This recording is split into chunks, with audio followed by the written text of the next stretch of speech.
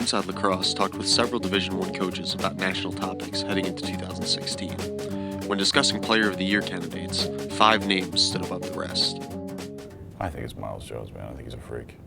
Connor Cannizzaro, kind of comes to mind. Sergio Perkovic, what he's been able to do, especially in big moments. Matt Cavanaugh, another player that we see often. You know, look at a guy like Matt Landis. I think Miles Jones is hands down the best player in the country. Having played against those guys last year and having to prepare for them, there's not a guy on the field that you fear more, both on the offensive end of the field and getting back in the hole and running transition. I mean, he has the ability to take over games. Unfortunately, I think we're going to have to see Miles Jones. I think he's as good as they get. He's such an imposing figure. It's so neat to watch a kid that big and that athletic play our game. So I'm really looking forward to watching him play. I think he's got to be the front runner for National Player of the Year and for the Tewaaraton. So I'm excited to watch him for sure. We played Duke last year at home in front of 5,000 people, and one of our freshmen knocked Miles down in the third quarter, and I yelled at him coming off the field. I said, "What are you doing?" He said, "Well, I just knocked down a really good player." I said, "Well, watch what happens." And the next 3 plays, he scored 3 goals. So, he's a kid who you try and game plan for, and it just doesn't happen.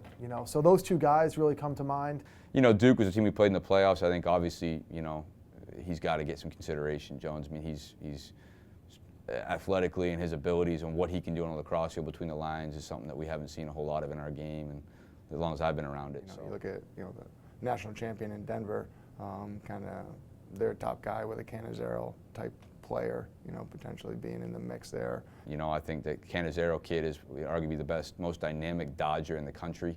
Cannizzaro, I think it's his to lose. Just how good Denver is, and just unexpected. Would be unexpected if they weren't there championship weekend, and just thinking about what he means to their team. And I think it's really interesting. Losing Westberg is certainly a loss for them, but just thinking about unable to get over the hump, and then they get this great dodging attackman, and what he does, how dynamic he is.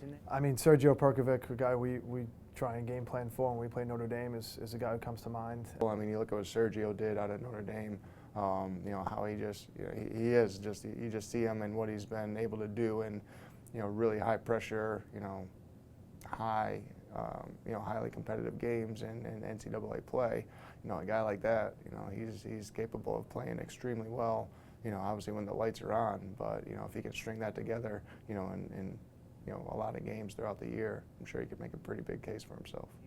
Your number 1 team, think about Notre Dame, you got to think about Cavanaugh, and just can he put it all together? Can he stay healthy this year and just be that prolific attackman who does it all? And he certainly does it all, but can he stay healthy? Everybody forgets that that Cavanaugh played literally with an injury last year that most guys would have sat out with.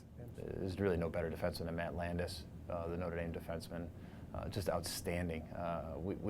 We've watched some film of Notre Dame this year, even though they're not one of our opponents. So certainly pick up some things from them, what they do as a coaching staff, and then individually to show some of our men. Some of the things that Matt Landis does, we can't replicate. And when Matt's at his absolute best, what happens? Nothing. Everybody wants something quantitative. Everybody wants points. Something like that. And what do D guys have? Ground balls. Calls turnovers now. Things like that. He's not a big takeaway guy. He's not this guy that's going to go out there and be flashy and throw takeaway checks. But if you get around him, great job, because it probably ain't going to happen again. He's really, really talented, really good, really sound defenseman. His guy doesn't score, but he doesn't take the ball away a lot. He just takes the best player in the game out of the game, kind of thing. And it's hard to measure that versus a guy who might be scoring 6 goals a game and doing all that. If there's opportunities to kind of pit, who you're thinking is a top D guy, potential player of the year against, potential player of the year, you see, Cannizzaro go against Landis. You see what that matchup looks like, and if he blanks them, then obviously that gives him some merit. But it's tough for a D guy, I think, to really gain the popularity there. The beauty of it all is there's a lot of good players out there, and I'm sure. And I apologize to anybody who I've overlooked because there's so many good ones out there, but it's going to be an exciting year, that's for sure.